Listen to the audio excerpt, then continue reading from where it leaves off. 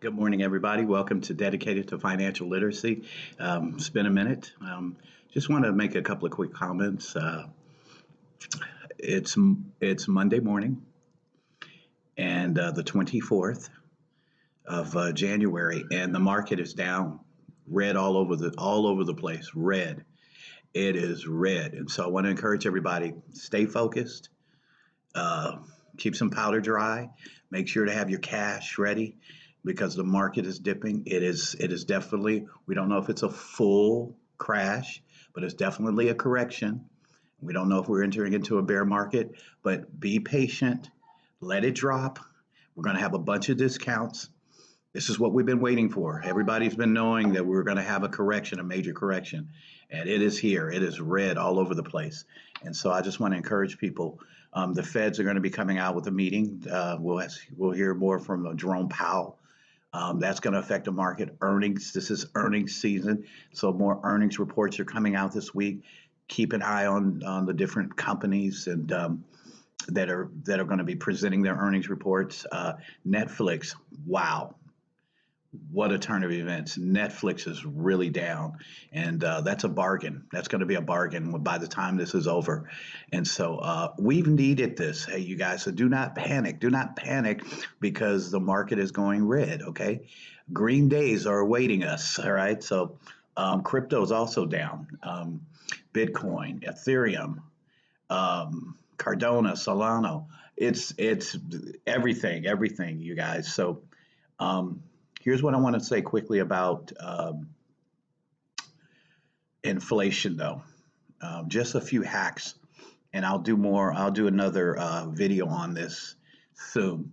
But as far as inflation is concerned, everything is up. Prices are up on everything: energy, gas, uh, consumer cyclicals, um, everything, food. You go to a restaurant. My wife and I went to a restaurant and we walked out. We looked at the prices and said, "No, I'd rather cook." I said I could go pick up the same stuff for less than half the cost, and I'll just go ahead and cook this. It just didn't make sense. All right. And get this, the restaurant was empty. We were the only ones in there. They had really good food, but prices are going up, you guys. Detergent is up, paper towels, toilet paper, women's products, those monthly products, yeah, everything, baby products, diapers, formula, everything is up. And this is why I was saying several months ago, stockpile, stockpile, stockpile. I'll give you an example of what I'm talking about. Okay, I'm going to show you. I'm going to show you what I'm talking about. This is what you want to do for inflation, to combat inflation, okay? Let me turn on my garage. Now, I want to show you something. Let me move.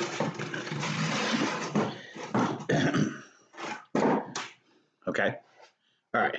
Now look at this. You see that? Paper towels, toilet paper. It's right here. I got the paper towels are upstairs. So this right here will last. You know how long? I did the numbers. This is over a year and a half of toilet paper for my house. It's three of us. All right. Why am I saying this? We prepared for inflation. Oh, and in here, I have this closed up. But in here, I have Tide, Dawn, all my liquid detergent. I got enough detergent for 2 years, just loaded in here. Dawn. Why am I doing that? Why did I do that almost 8 months ago? I did it because I knew that our inflation was not transitory. Build up and stockpile as much as you can during this season. If you go to the store, get some extra items. All right. So now I have that toilet paper, and I still have more upstairs along with paper towels. So I have well over a year, year and a half. So hopefully we'll enter into a deflationary season at one point, but not now. It's not transitory, you guys. I don't care what the Fed's telling you. I don't care what the latest economist has said. We are probably at around 9%. I know that I know that the CSI, the CPI. I'm sorry. I know the CPI is saying we're at 7%.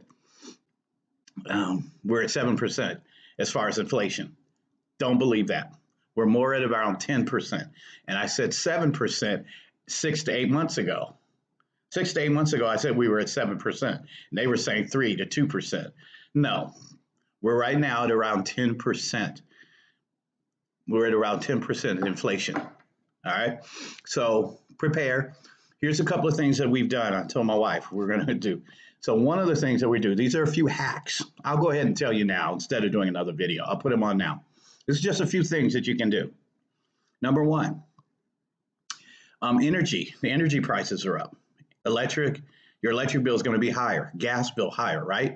So one of the things we were doing on Sundays, I said, hey, from Monday to Thursday, no washing. No washing clothes unless it's an absolute emergency. But from Monday to Thursday, no washing. We're only going to wash clothes Friday, Saturday, and Sunday. Get this, on Sunday, we take a big pile of our clothes, take it to the laundromat. Why? Now, some people might say, oh, you don't have to go through all of this. I'm just trying to teach the everyday person you can just save a little money, okay? Now, why do you go to the laundromat? First of all, you can get all your clothes done a lot faster because you have more machines. Secondly, you're not using your own water. Two, you're not using your own electricity. All right? That's one hack I'm going to give you. And then the rest of the week, if you have something that needs to be washed, one or two here, what is that going to do? It's going to cut down on your energy bill significantly. A lot of people don't realize how much. Some people wash almost every other day. They're throwing something in the washer and dryer. Why not do that at a laundromat? Use their power. Okay? All right. Here's another thing that you can do. If you have two cars, make sure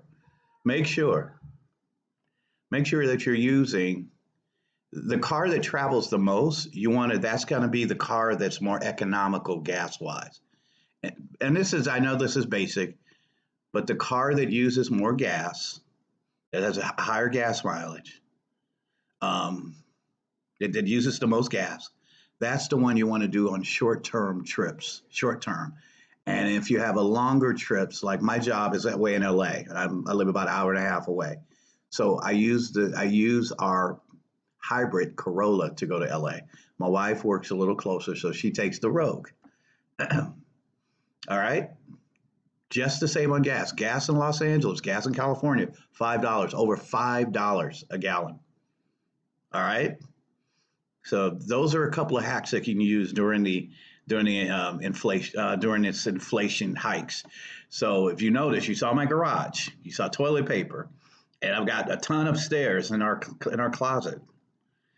Toilet paper, and I've got Dawn, I got soap, everything. I got all of those things, consumer products, as much as you can. Begin to pile up. Because let me tell you something, it's not over. It's not over as far as inflation, prices going up. It is not over. And guess what? Your job is not paying you and giving you enough of a raise to meet the needs of inflation. You know what? I'm going to put this on the video. I got to say this. Since it's tax season. It's tax season, right? Here's another hack. Some of you are paying too much. On your W-2, and you can change this on your W-4. Here's what people do. Oh, I'm getting a refund. I'm getting a refund. I'm getting a refund. You guys, it's not really a refund. The government, the federal government is just giving you your money back because you overpaid on taxes. That's what a refund is.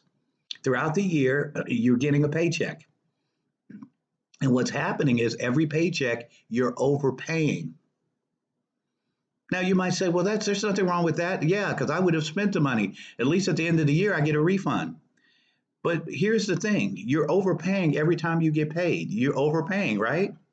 You're overpaying. What is the government doing with that overpayment? I guarantee you they're investing it, but you get the exact amount of your overpayment at the end of the year. You're not making any money on that. Why not change your W 4 and to have them take out less taxes throughout the year on your W 2? You get some of that money back, but wait, don't just get the money back. So that's gonna give you a larger paycheck, right? Okay, you get the larger paycheck, but take that extra money that you would have been overpaying on taxes and invest that money. Invest it in an ETF or stocks or something where you're at least getting interest on that money. See, when you overpay every payday, that money goes to the IRS. And let me tell you, you got millions of people overpaying. I guarantee you, the IRS is not just that money is not just sitting in an account waiting to give it to you at the end of the year. No, they're investing your money, but you don't get any of the interest. They do not pay you interest for you overpaying every payday. So just make a quick adjustment where you're paying less taxes, and that more of that money is coming to your paycheck, and then you invest that paycheck. The money, the extra money that you get from the withholdings. Because remember, listen to me, hear me out. I'm going to say this slowly. You're overpaying. If you get a refund at the end of the year, it's because you overpaid on taxes. What I'm saying is, don't overpay. Adjust your W 4, your HR, they will help you with this. Or talk to your tax person on where you should. Now, most people, what I usually have done over the years is 8 months, I'll have that money come to me for 8 months. And then the last 4 months, so that I break even and I don't owe taxes, that I'll change my W 4 back. You can change it anytime you like, and as many times you want. You can change your W 4. So change it. It's the beginning of the year. Do the first 7 months where you're not overpaying. Yes, okay, you won't get the big refund at the end of the year. But here's what you do, you take that extra money on your paycheck, because it'll show up on your paycheck. You take that a little extra money of that overpayment that you were paying the previous years, and you invest that money. Now you're making money on that money instead of it going to the IRS and just sitting there for the whole year. That's a hack. Now you're getting more paycheck, and you take that extra money and you invest it instead of letting the IRS sit on it, which they're investing it, and they're not, and you're not getting a piece of that investment. I want you to look at it like, just look at it like this. And this is how it is. Say you went to the store. You went to the store and you bought some ground turkey. Say it was $4.99, $5. But you gave the cashier $10. You overpaid. You go back to the car. When you get to the car, the cashier comes back, oh, hey, we owe you $5 because you overpaid. That's what's happening with your taxes. What I'm saying is, instead of giving them 10, give them 5. Now you keep that $5. Instead of overpaying, you keep that $5 and you invest it. Now you're gaining interest on that money. Now, at the end of the year, no, you won't get a refund. You'll be even. You won't owe. You won't owe. You'll break even. But the money that you had, now you're keeping more money. See, remember, if you gave the cashier $10, if you gave the cashier $10, that's more money coming out of your pocket right now. I'm saying keep that $5 and invest it. Now it gets interest. So you keep more of your money and invest it. Don't just keep it and spend it. Don't just keep it and spend it. Keep it and invest it. And go ahead and break even at the end of the year or get a smaller refund. I'm not even saying you have to break even or lose. You definitely don't want to owe. I'm not saying owe money. That's why you can do it maybe 7 to 8. You got to look at your own taxes and how much you're paying and how much you're getting paid. But that's why I'm saying what you want to do is get some of that money back and make your paycheck larger, especially during inflation. Because remember, if you're overpaying on taxes, that means your check is lower and inflation is up. You see that? Inflation's 10% and you're overpaying taxes. Why not instead of overpaying, bring your salary up, your paycheck up, take that money and invest it so it can battle inflation this year. All right, that's it. That's enough of me ranting and renting and ranting and raving. I love you. I think everything's gonna be okay. Let the market do what it's supposed to do.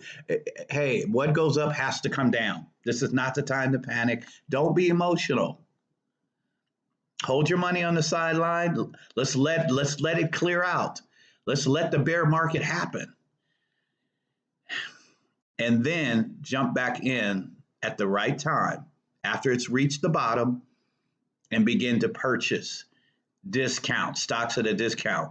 I'm telling you right now, I'm looking at Alibaba. Oh my God, Alibaba.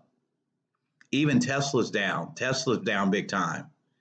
I mean, there's so many. Disney's down, Netflix, NASDAQ is down big time. All the tech stocks are down, Amazon.